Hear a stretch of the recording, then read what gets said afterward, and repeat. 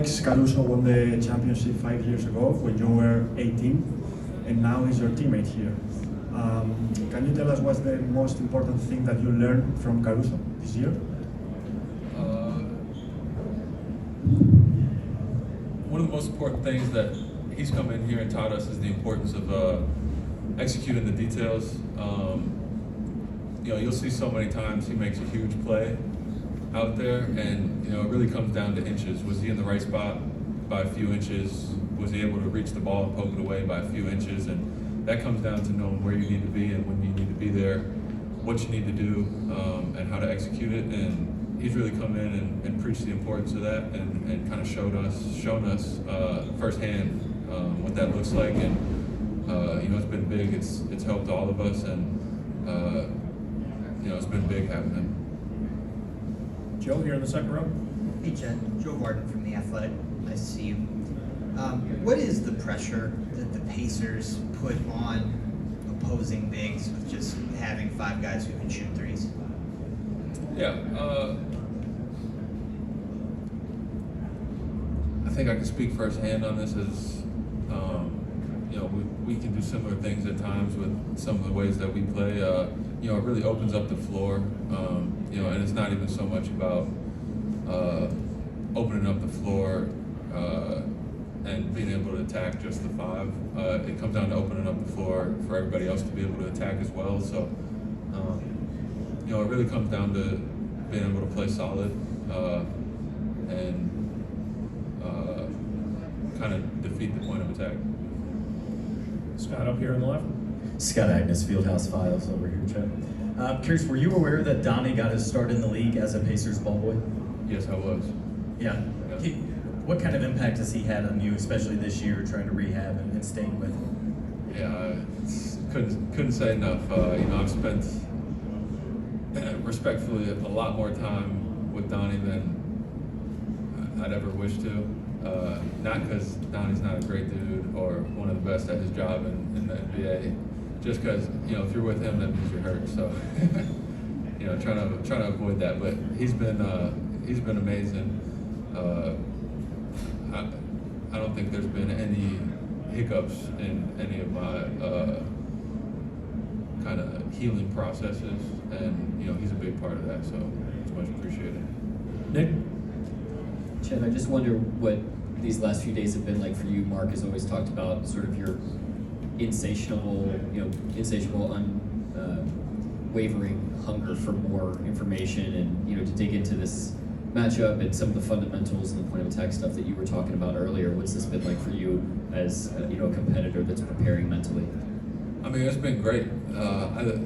I love the playoffs personally because in the regular season, you'll run into situations where the schedule is really beating another team down, and they'll kind of take a game to reload and everything, and then towards the end of the season, some teams are playing for certain things or playing for have different, I guess you could say, intentions. But in the playoffs, you get everybody's best shot every single night, which is the way you want it to be. And it's been great to be able to learn from every single night and try and figure out how to be better for the next one. And you're also seeing the same team for 2 weeks rather than playing a new team every single night. So you're really able to take a deep dive, get into things, and really try to. It's really like a puzzle. You got to take the time to figure it out rather than in the regular season. I feel like you're just working on your own stuff and trying to build yourself throughout the whole season. In the playoffs, it's them taking that and also trying to kind of figure out the other team. Standing in the front right. Where do you feel over here on your right, better or more evolved as a player than you mentioned the playoffs, last year's run? Where have you gotten better? Yeah, I feel like I see the game better in different ways. Obviously, last year we had a very defined play style, and we kind of lived or died with it. And this year we have a lot of different looks that we can throw at teams, and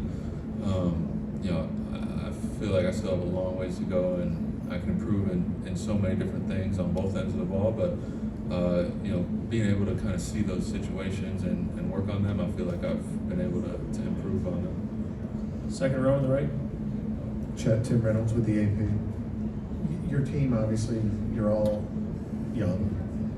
Shay's the MVP. You're an enormous talent. Dub's an enormous talent. Lou's an enormous talent. You can keep going out down the line, and yet you guys don't seem bothered at all by who the guy is at any given time. As long as you guys are winning, you guys are cool with that. That's not common for young teams. Why do you guys make it all work? I'd say the biggest thing is playing for each other. One, two, the type of guys that we have here. If you ask anybody, that everybody's going to tell you that they're a winner, and everybody is a winner until it's inconvenient for them. You know what I'm saying? I feel like we have a team with 17 winners that are going to put winning at the top of the totem pole over any other over anything else, really. And does that mean that you're guaranteed to win every single night? No. But when that's the main focus, and you're not working towards anything else, you're able to kind of chase that better than if you had a different perspective on it. Standing on the right, Dan. Dan Devine, Yahoo Sports. Chet, we're not here. You mentioned earlier viewing these series as sort of like a puzzle you got to put together, teams that you got to try to solve. When you look at this Indiana team, what's the most important puzzle piece you got to try to figure out and try to solve them?